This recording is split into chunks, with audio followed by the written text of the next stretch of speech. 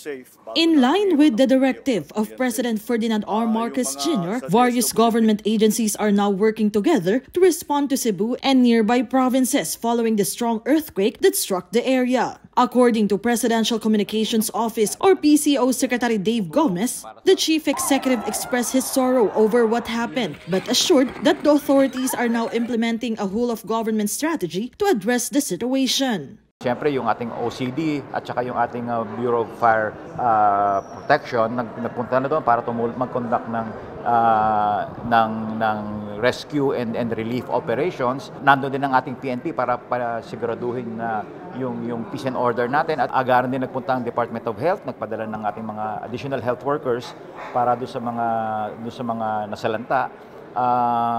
Yung Department of Energy, sinisigurado din na maibabalik natin agaran yung kuryente sa mga lugar na nawalan ng kuryente. No? Secretary Gomez said that the President is also expected to visit those affected by the earthquake. Nauna lang yung mga cabinet secretaries natin sa ground zero dahil kanina naman umaga binisita ng Pangulo yung mga nasalanta ng bagyo sa Masbate, pero malamang sigurado tomorrow, first thing tomorrow, pupunta ang ating Pangulo doon sa ground zero. According to Department of Science and Technology or DOST Secretary Renato Solidum Jr., if the same earthquake had occurred in Metro Manila, thousands would surely have died. This is why everyone must always exercise utmost caution.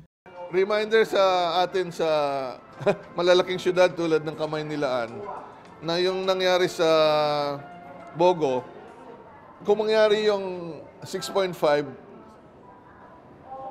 kunyari 6.5, na lindol dito sa kalagitnaan ng West Valley Fault, tens of thousands ang ating casualty. Doon, wala pang 100, di ba? Mga 30 lang. But gusto ko lang i-remind tayo sa seriousness ng effort na kailangan natin gawin. Solidum said they will be deploying additional technical teams to Cebu. The National Historical Commission of the Philippines has the same plan.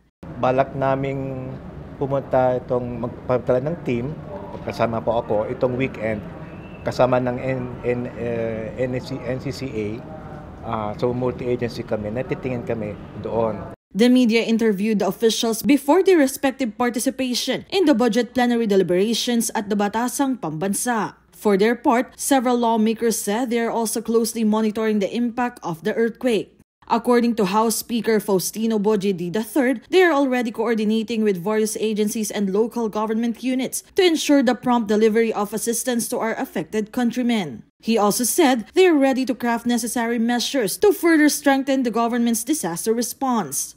Melalas Moras from the National TV Network for a New and Better Philippines.